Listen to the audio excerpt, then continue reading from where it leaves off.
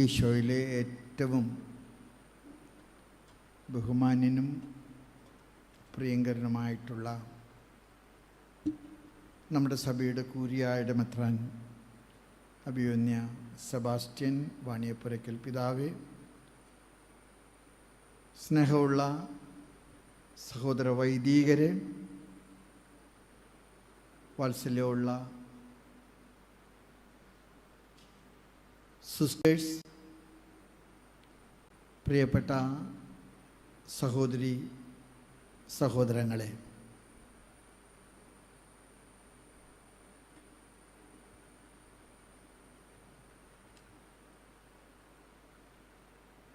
മാർത്തോമാ ശ്ലീഹായുടെ ധീരരക്തസാക്ഷിത്വത്തിൻ്റെ തുഹറാന നാം സാഘോഷം കൊണ്ടാടുകയാണ്. സിറോ മലബാർ സഭയുടെ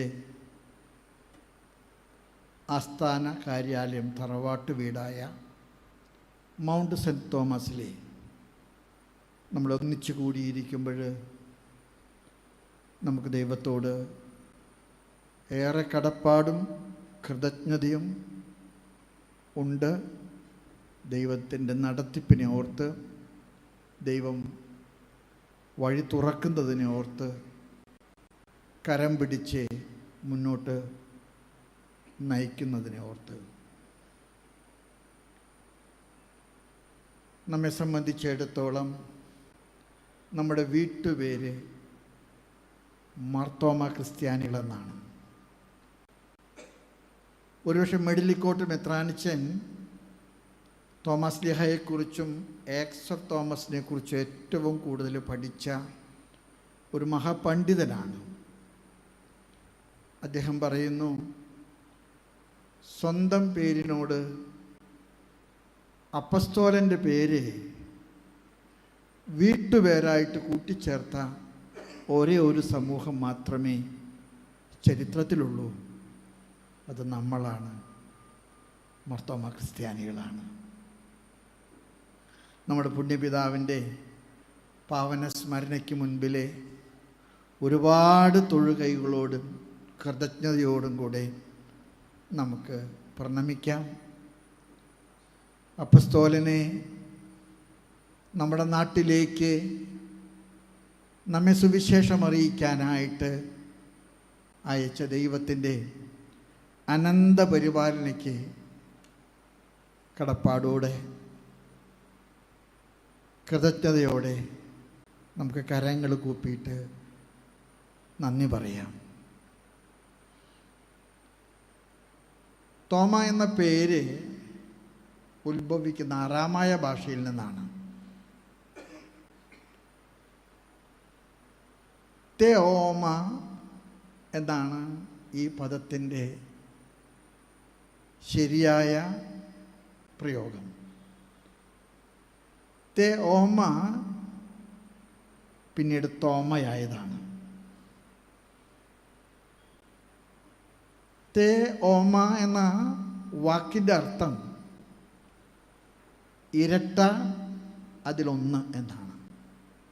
അതുകൊണ്ട് തന്നെ പലരും പറയുന്നത് തോമസ് ലീഹ ഇരട്ട പെറ്റവരിൽ ഒരാളാണെന്നാണ്. തോമ പിന്നീട് ഗ്രീക്കിലേക്ക് ഭാഷാന്തരം ചെയ്തപ്പോൾ അതിൻ്റെ തർജ്ജമയാണ് ദിദിമോസ്. ദിദിമോസിൻ്റെ അർത്ഥവും ഇരട്ടകൾ, അതിലൊന്ന് എന്നാണ്. തോമസ് ലീഹ AD 52 കൊടുങ്ങല്ലൂരിലെ കപ്പലിറങ്ങുകയും പാലയൂരും കൊടുങ്ങല്ലൂരും കൊക്കമംഗലത്തും നിരണത്തും പറവൂരിലും നിലയ്ക്കലും കൊല്ലത്ത് പള്ളികൾ സ്ഥാപിച്ചു. അങ്ങനെ 7 സമ്പൂർണ്ണ പള്ളികളും തിരുവാങ്കോട് അരപ്പള്ളിയും സ്ഥാപിച്ചു എന്നാണ് ചരിത്രം നമ്മെ പഠിപ്പിക്കുന്നത്. മലയാറ്റൂര് തോമസ്ലിയെ സംബന്ധിച്ചിടത്തോളം വളരെ പ്രധാനപ്പെട്ട ഒരു സ്ഥലമായിരുന്നു. തൻ്റെ ശ്ലൈഹിക വേലയ്ക്കിടയിലെ പ്രാർത്ഥിക്കാനും വിശ്രമിക്കാനും അദ്ദേഹം കണ്ടെത്തിയ സ്ഥലമാണ് മലയാറ്റൂര്. ഇന്നും മലയാറ്റൂര് നമ്മെ സംബന്ധിച്ചിടത്തോളം ഒരുപാട് പ്രാർത്ഥനാനുഭവം നൽകുന്ന നമ്മുടെ പിതാവിൻ്റെ പാദസ്പർശമേറ്റ പുണ്യഭൂമിയാണ്.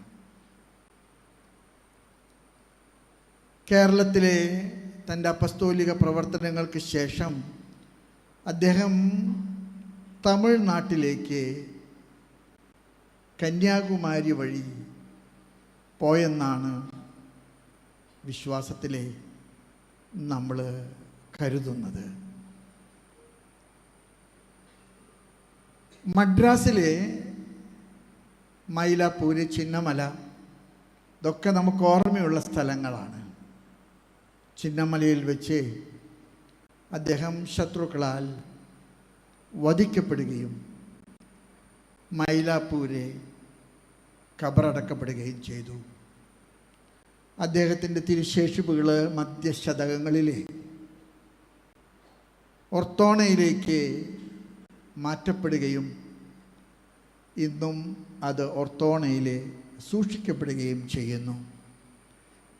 മേജർ ആർച്ച് ബിഷപ്പായിട്ട് തിരഞ്ഞെടുക്കപ്പെട്ട ശേഷം ഞാൻ ഒർത്തോണയിലെ നമ്മുടെ വന്യപിതാവിൻ്റെ തിരുശേഷിപ്പുകൾ കണ്ടു വണങ്ങുന്നതിനായി പോകാൻ ദൈവം അവസരമൊരുക്കിയത് നന്ദിയോടുകൂടെ ഞാൻ ഓർക്കുന്നു.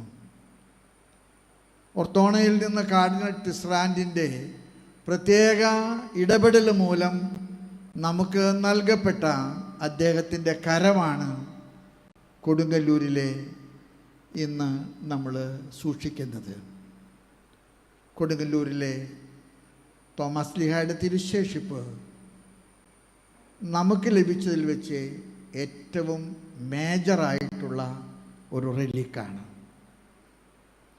തോമസ്ലീഹ സുവിശേഷത്തിലെ വളരെ പ്രകടമായിട്ട് 3 സ്ഥലങ്ങളിൽ സന്നിഹിതനാണ്. ആ 3ഉം യോഹന്നാൻ്റെ സുവിശേഷത്തിലാണ് താനും. നിങ്ങൾക്കെല്ലാവർക്കും അറിയാം, യോഹന്നാൻ സുവിശേഷം വിരചിച്ചത് വളരെ ദൈവശാസ്ത്രപരമായിട്ടാണ്.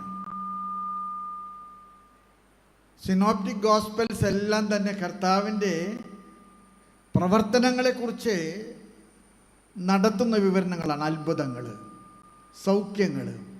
എന്നാൽ യോഹന്നാൻ ഈശോ കർത്താവ് ദൈവവുമാണെന്ന് തെളിയിക്കാൻ നടത്തുന്ന പരിശ്രമമാണ്. യോഹന്നാൻ്റെ സുവിശേഷത്തിലെ തോമസ്ലീഹ കാണുന്ന രംഗങ്ങൾ നമ്മൾ പരിശോധിക്കുകയാണെങ്കിൽ ആദ്യമായിട്ട് അദ്ദേഹത്തെ നമ്മൾ കണ്ടുമുട്ടുന്നത്, അല്ലെങ്കിൽ അദ്ദേഹത്തിൻ്റെ ദൈവശാസ്ത്ര ചിന്തകൾ വെച്ച് നോക്കുമ്പോൾ ആദ്യത്തെ അദ്ദേഹത്തിൻ്റെ പ്രകടമായ സാന്നിധ്യം യോഹന്നാൻ്റെ സുവിശേഷത്തിലെ 20-ാമത്തെ അധ്യായത്തിലെ 28-ാമത്തെ വചനമാണ്. കർത്താവ് ഉത്ഥാനത്തിന് ശേഷം പുതുഞായറാഴ്ച തോമായ്ക്ക് വേണ്ടി വീണ്ടും വന്നെന്നാണ് പറയുന്നത്. അതുകൊണ്ട് തന്നെയാണ് തോമസ്ലീഹായുടെ തിരുനാൾ പുതുഞായറാഴ്ച ആഘോഷിക്കുന്നതിൻ്റെ പ്രധാനപ്പെട്ട കാരണം. ശിഷ്യന്മാർക്ക് പ്രത്യക്ഷപ്പെട്ടപ്പോൾ തോമ ഇല്ലായിരുന്നു. വന്നപ്പോൾ തോമ പറഞ്ഞു, നിങ്ങൾ ആര് പറഞ്ഞാലും ഞാൻ സമ്മതിക്കുകയില്ല, എനിക്ക് അവൻ്റെ വിലാവും അവൻ്റെ ആണിപ്പാടുകളും കാണണം. തോമായ്ക്ക് വേണ്ടി ഒരാഴ്ചയ്ക്ക് ശേഷം കർത്താവ് പ്രത്യക്ഷപ്പെട്ടു.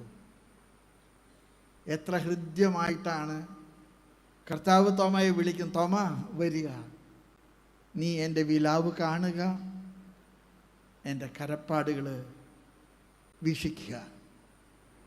ഒരുപക്ഷെ സുവിശേഷത്തിലെ ഏറ്റവും മനോഹരമായിട്ടുള്ള വിശ്വാസ പ്രഖ്യാപനം അവിടെയാണ്. My Lord, my God.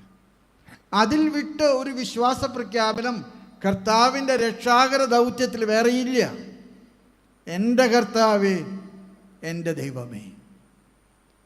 ഒരുപക്ഷെ നമ്മൾ കടന്നു പോകുന്ന എല്ലാ പ്രതിസന്ധികളിലും കർത്താവിൻ്റെ ആണിപ്പാടുകളിലുള്ള നമ്മുടെ കൂട്ടുപങ്കാളിത്തം, നമ്മുടെ കർത്താവിൻ്റെ തിരുമുറിവുകളാണ് നമ്മുടെ സഹനങ്ങളുടെ മുഴുവൻ വില നിശ്ചയിക്കുന്നത്, അത് വിലപ്പെട്ടതാക്കുന്നതിനുള്ള തിരിച്ചറിവ് നമുക്കുണ്ടാകട്ടെ. തോമസ് ലീഹായെ കണ്ടുമുട്ടുന്ന യോഹന്നാൻ്റെ സുവിശേഷത്തിലെ 2-ാമത്തെ സന്ദർഭം 11-ാമത്തെ അധ്യായത്തിലെ 16-ാമത്തെ വചനമാണ്. കർത്താവ് പറഞ്ഞു, നമുക്ക് ജെറൂസലേമിലേക്ക് പോകണം.